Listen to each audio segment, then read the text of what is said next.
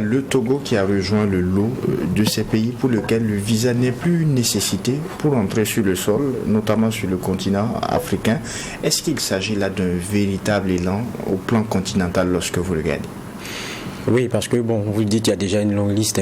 Bon, pas longue liste, il y a une liste quand même de pays. Il y a, par exemple, quand on regarde, il y a le Bénin, c'était 2018, il y a la Gambie, c'était 2020, le Rwanda 2023, le Ghana, avec son système qu'il a mis en place de préenregistrement, et puis on a aussi le Togo. Étant entendu que quand on prend le pays comme le Burkina aussi, il y a le visa, mais il y a l'exemption de payer, donc gratuit.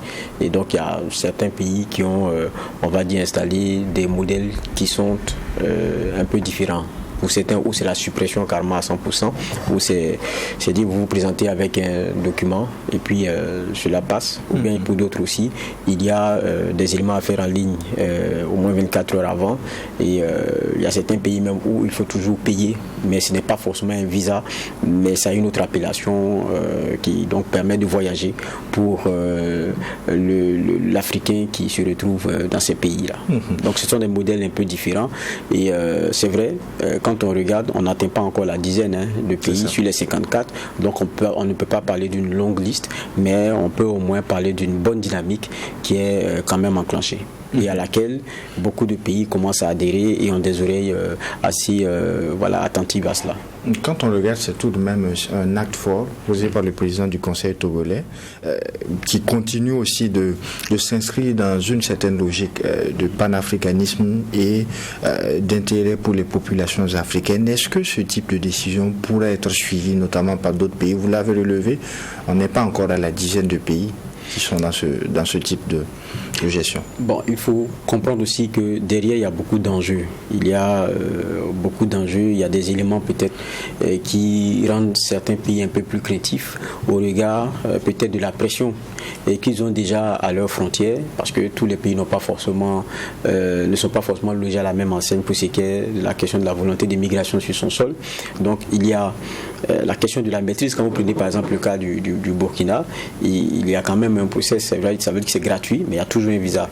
Parce que nous aussi, on est dans une réalité sécuritaire où on ne peut pas ouvrir comme ça et permettre à tout le monde de rentrer. Donc ça, c'est notre contexte à nous.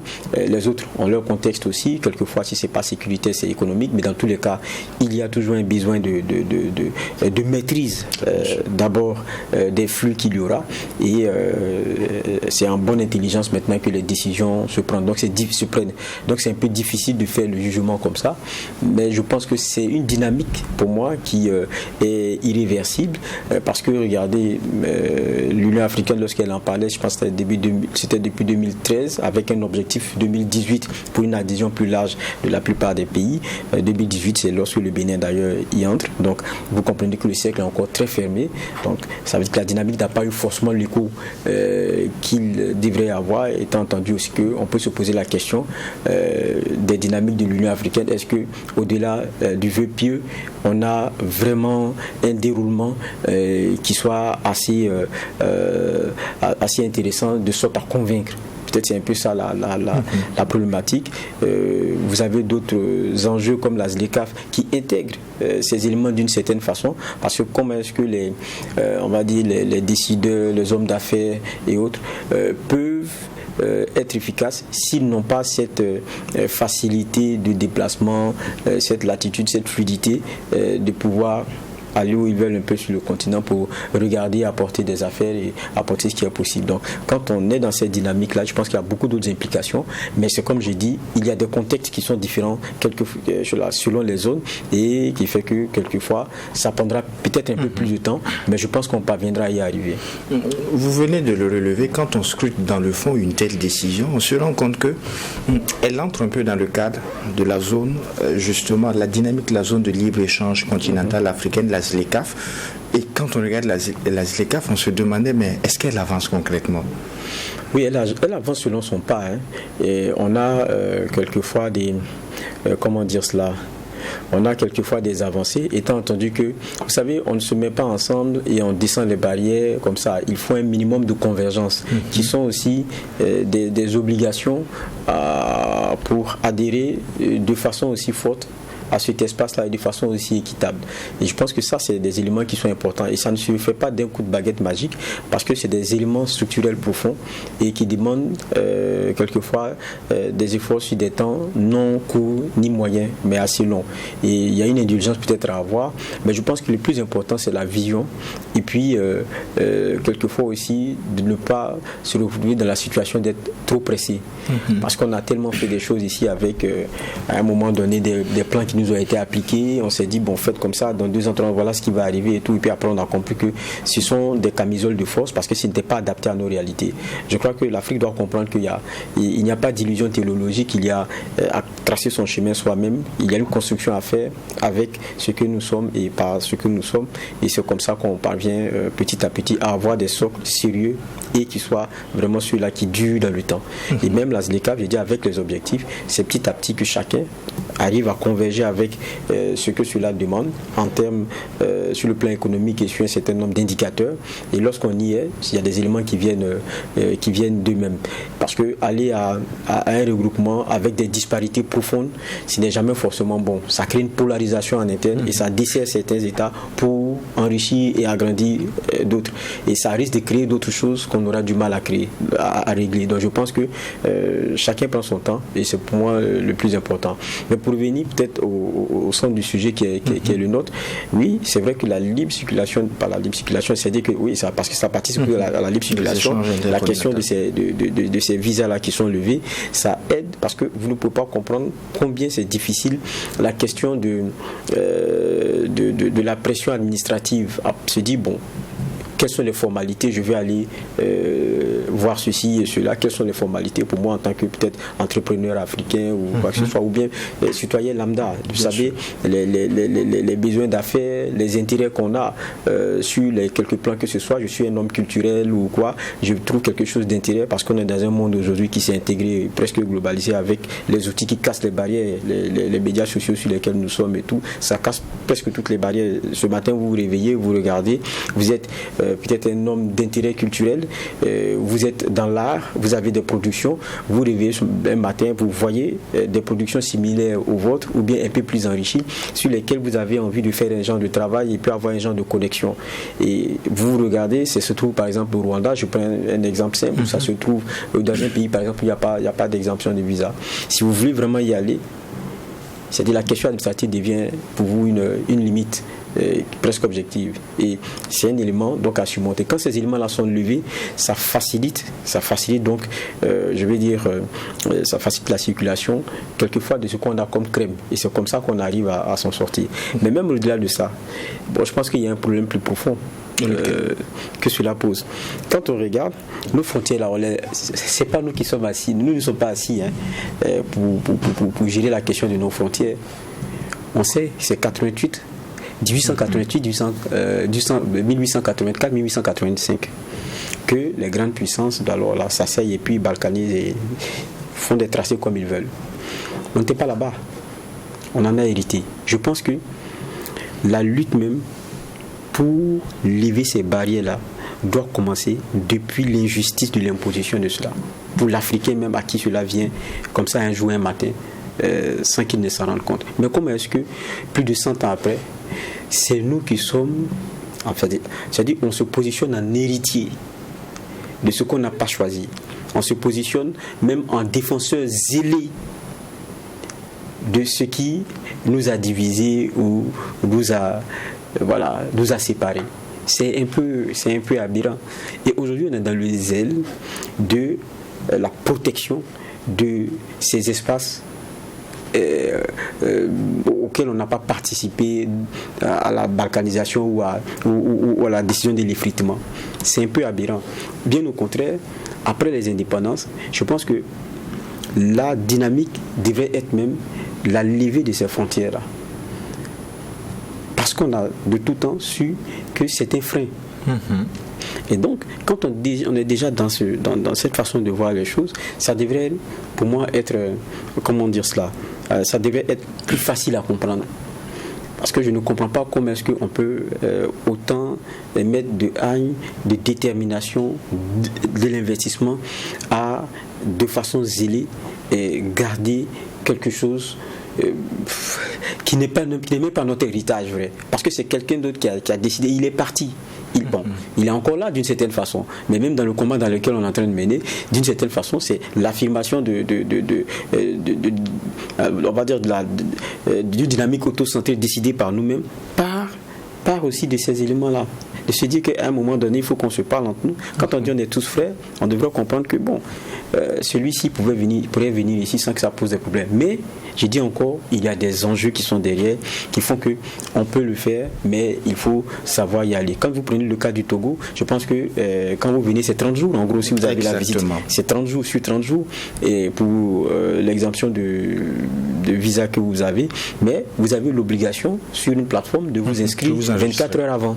Je pense que moi j'étais au Togo il n'y a pas trop longtemps, mais c'est la même chose. Hein. Vous avez que vous faites enregistrer. Bon, aujourd'hui, c'est un peu partout comme ça. Mais parce qu'il y a une obligation de maîtriser les flux, même pour les questions sécuritaires. Maîtriser les flux. Parce que vous risquez de vous retrouver lorsque vous ouvrez aussi comme ça, avec des gens qui rentrent, mais qui ne repartent pas. Et lorsqu'ils restent, c'est une pression démographique plus accrue, non maîtrisée, ça devient un danger. Parce que cette pression-là, elle s'installe sur vos infrastructures que vous avez, parce que les infrastructures, on les planifie. Hein. On regarde la population, on voit comment elle grandit, avec le taux de natalité qu'on a, et tout, c'est des calculs. Donc, relativement à cela, on essaie de se projeter. Mais si du jour au lendemain, parce que vous avez pris des décisions, vous vous retrouvez avec 4, 5, 6 millions de personnes sur votre sol, ça devient un peu plus compliqué. Donc, je veux dire, il y a des enjeux forcément qui sont derrière, et on le fait avec peut-être la prudence, mais je pense que on doit y aller, mais il faut mettre tous les garde-fous. Donc, pour ceux qui sont encore hésitants, il y a des éléments de compréhension pour moi à avoir, mais il faut forcément y aller. Ce que vous dites est tellement important. Et quand on regarde, la lutte, elle n'a pas commencé que maintenant. On a encore en souvenir quelqu'un comme Muammar Kadhafi, dont c'était le souhait de parvenir à une telle conclusion où les frontières n'allaient pas être la limite, où on allait aller vers une union. Quand on regarde aujourd'hui, par rapport, on est une 50aine de pays sur le continent, moins d'une dizaine y sont déjà, avec des décisions similaires exactement comme le Togo au niveau du Burkina, du Ghana et certains autres. Pourquoi les grandes puissances sur le continent, là on peut par exemple parler de pays comme le Nigeria, l'Éthiopie, je dirais même l'Afrique du Sud, pourquoi c'est pas eux la locomotive d'une telle décision? Parce que quand on regarde, c'est beaucoup plus au niveau de la partie ouest africaine. Pourquoi les autres pays, le Nigeria qui est tout de même une puissance économique, l'Afrique du Sud et autres, pourquoi la locomotive n'est pas traînée par ces pays-là? Déjà, dans la dynamique africaine, il faut comprendre que, dans les espaces, on voit que l'un des plus avancés sur les questions de libre circulation, bien des personnes, c'est vraiment notre espace ouest africain. Ça, il faut le dire de façon très claire. Ça fait que quand vous regardez avec CEDEAO, maintenant nous on n'est plus de la CEDEAO, mais il n'en demeure pas moins que pour la question de la circulation, le document seul suffit. Donc on est assez avancé. Il y a des espaces aussi où ils ont travaillé aussi à les avoir ensemble. Maintenant, le problème, il faut qu'il y ait des vases communicants de sorte à ce que tout cela soit levé. Donc ça, c'est aussi une autre dynamique. Mais la question de ces pays qui sont économiquement plus forts, je crois aussi qu'il faut l'accepter d'une certaine façon pour ce qui est de la prudence. Ce n'est pas qu'ils ne veulent pas y aller, mais il y a peut-être un peu de prudence et l'obligation de mettre des garde-fous. J'ai dit autant, nous aujourd'hui, quand on prend le cas du Burkina Faso, c'est le visa gratuit, parce que vous faites quand même aussi le processus, parce qu'on a un défi sécuritaire qui fait qu'on ne peut pas se permettre aussi certaines choses. Autant pour certains pays aussi, sur le plan économique, ils font aussi un certain nombre de calculs. Nous ne jugeons pas, mais je pense qu'il viendra le moment où, si vous voulez tirer le meilleur parti de cette dynamique-là, vous allez être obligé de vous ouvrir. Mais, à contrario, il faut comprendre aussi qu'il y a des esprits qui sont difficiles à cerner et à concevoir. Quand vous prenez ce qui est en train de se passer en Afrique du Sud aujourd'hui, avec les Nigérians qui sont installés et qui font leur petit commerce et beaucoup ont dû être même rapatriés. Vous voyez, le Ghana a rapatrié, a organisé des rapatriements, le Nigeria a organisé des rapatriements, parce que vous regardez comment ces Africains-là sont molestés par d'autres Africains sous le principe que ce sont des étrangers qui viennent prendre leur travail. Comprenez un peu qu'il y a un fort travail à faire. Et là, ça se passe encore symboliquement dans un pays qui a connu l'apartheid, On sait comment les Noirs là-bas ont souffert avec ceux qui sont aujourd'hui leurs frères blancs.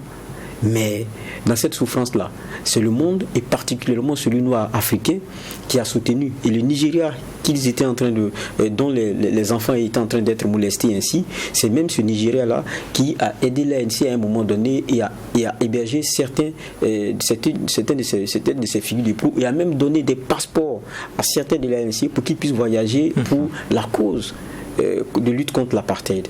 Mais est-ce qu'ils connaissent cette histoire pour frapper leurs frères noirs comme ça, comme on les voit?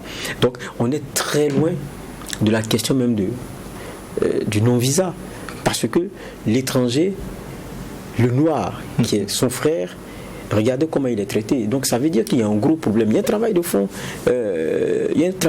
qu'il faut mener, pour moi, dans certains pays aussi. Parce que le discours qu'on a quelquefois d'une élite ou même de certaines autorités se fait gagner très vite lorsqu'ils sont dans des dynamiques électoralistes.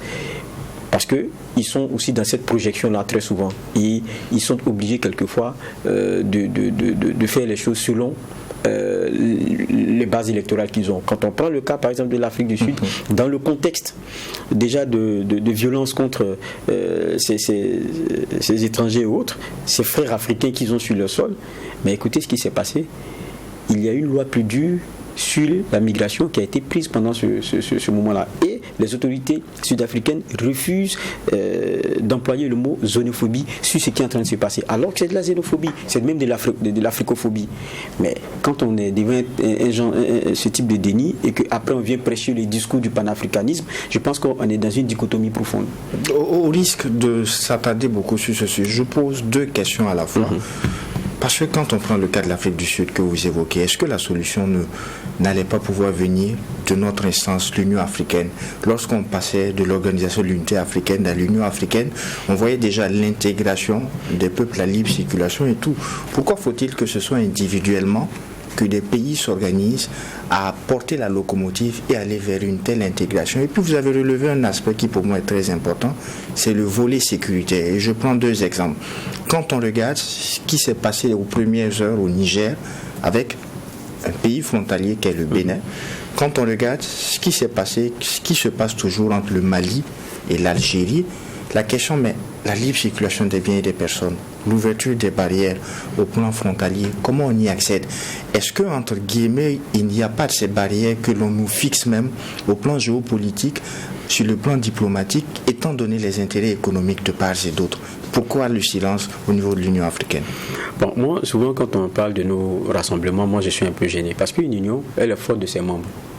Donc, le jugement qu'on pourrait projeter sur l'élément central organisationnel, on pourrait se le faire nous-mêmes aussi pour nous en autocritique.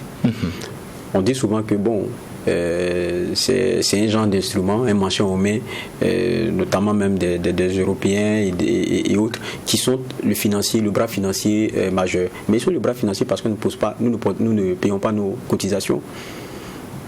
Nous ne payons pas nos cotisations. Et à un moment donné, on va dire qu'on se laisse phagocyter et on a un élément qui est contrôlé. Et après, nous-mêmes ne nous reconnaissons pas là-dedans. Et puis après, qui, mieux que les États, ne peuvent aller vers la dynamique? C'est ça aussi, pour moi, la réalité. Je ne suis pas en train de, en train de dire que l'Union africaine ne devrait pas faire grand-chose, mais qu'est-ce qu'elle peut, elle, quand on regarde ce qu'elle est aujourd'hui et comment est-ce que même sa parole ne porte pas, même auprès des États qui la constituent. Donc il y a un problème. C'est nous qui la rendons forte, mais c'est nous-mêmes qui l'affaiblissons. Mais la plupart de ces États-là ne se reconnaissent pas forcément dans certaines dynamiques et les prennent comme ça, comme des vœux pieux ou des projections qui sont de l'ordre de ce qu'on veut avoir et tout. Mais après, chacun se débrouille. Donc je pense que ça aussi c'est un élément c'est un regard aussi à avoir. Mais après tout, au fond, tout revient aux États. Et je crois que lorsque on aura des grands ensembles qui vont commencer à se créer, ceux qui seront dehors seront obligés, à un moment donné, pour bénéficier de la dynamique et des éléments probants, de rentrer. Quand vous prenez le cas d'un pays comme le Kenya, lorsqu'il a Il a décidé de la suppression, par exemple, des visas. C'était pour son tourisme. Et ce tourisme-là a explosé. Vous avez écouté le Togo, ce sont aussi les projections. Parce que n'oublions pas que la requête, elle est faite par le ministère de l'économie. Ça veut dire que derrière, il y a une projection qui est faite. Et il y a des visées. Et chaque pays qui y est allé, a vu comment son tourisme et son économie s'en est porté mieux. Et donc ça aussi, c'est des calculs que les uns et les autres font. Et puis il y a une injustice aussi, peut-être ça aussi, il ne faudrait pas l'oublier. On n'a qu'à se dire la vérité. En Afrique, ceux qui ont du mal à voyager, c'est les Africains. Je vais m'expliquer. Est-ce que vous savez que pour quelqu'un qui vient de loin, européen ou américain ou quoi, c'est plus facile pour lui de rentrer chez votre voisin que vous-même? Le seul visa américain ouvre la porte dans le monde en gros entre une centaine de pays, on parle de 116, peut-être même plus, mais entre 10 et 20 pays africains. Directement, sans problème. Mais vous levez, vous allez comprendre que ce n'est pas simple. Donc, ça veut dire quoi? Il y a des passeports puissants, ça c'est normal, qui accèdent facilement à nos États, et puis les Africains entre eux n'arrivent pas. Est-ce qu'il n'y a pas quelque chose d'aberrant? C'est pour ça que je disais tout à l'heure que nous sommes pas, c'est-à-dire que nous nous positionnons en héritier de quelque chose dont on se plaint chaque fois, mais qu'on conserve jalousement et avec zèle d'ailleurs, et pour lequel on investit. Donc quelquefois on est dans des postures qu'on ne comprend pas. Alors qu'on sait que ce sont des chaînes au développement. Les autres sont partis à des unions, comme vous prenez le cas de l'Union européenne, où chacun travaille à avoir de grands ensembles et avoir une certaine homogénéité et sauter ces barrières. Et c'est même plus grand qu'on est fort. C'est ainsi. C'est comme ça que les gens vont, avec des grands ensembles. Mais nous, on sait que ce sont des chaînes, mais ces chaînes-là, on les a d'abord habillées, on a mis un peu du plaqué, de l'or, mais au fond, on sait que ce qui est dedans là-bas, là, c'est ce qui va nous tuer. Mais on est en train de l'embellir et on travaille à l'embellir encore. Ça n'a pas de sens. À un moment donné, il faut qu'on comprenne que l'Afrique, c'est un tout. Et puis regardez, allez ailleurs, vous allez voir. Beaucoup pensent que quand on dit l'Afrique, c'est un pays. Vous comprenez? Mais nous, on a quel problème? Nous, quel est notre problème? On a comme l'impression que frères africains, c'est un même continent, on a toutes les mêmes origines.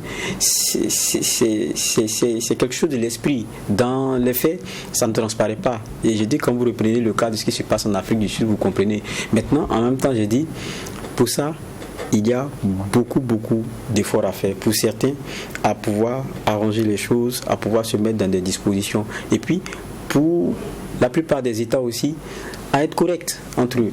Vous prenez un pays comme le Nigeria, vous prenez un pays comme son voisin, c'est le Bénin. Et pendant que le Nigeria fait les efforts pour pouvoir travailler sur une industrie locale du riz avec une transformation et tout pour son peuple et tout, il met des investissements, c'est son voisin qui fait une importation massive et qui le fait transiter de l'autre côté. Et le Nigeria ne s'en sort plus. Si on va chacun des États voisins se comporter comme ça, difficile d'élever des barrières. Voilà pourquoi je dis c'est un tout pour ce qui est de notre continent. Donc on ne peut pas juger l'autre de n'avoir pas pris la décision parce que ça doit être maîtrisé. Ça c'est une réalité, mais je pense qu'on va tous y aller d'une certaine façon et chacun à son rythme. Et justement, on espère que des choses vont changer au plan organisationnel même de l'Union africaine qui a bénéficié d'un siège qui a été construit par la Chine.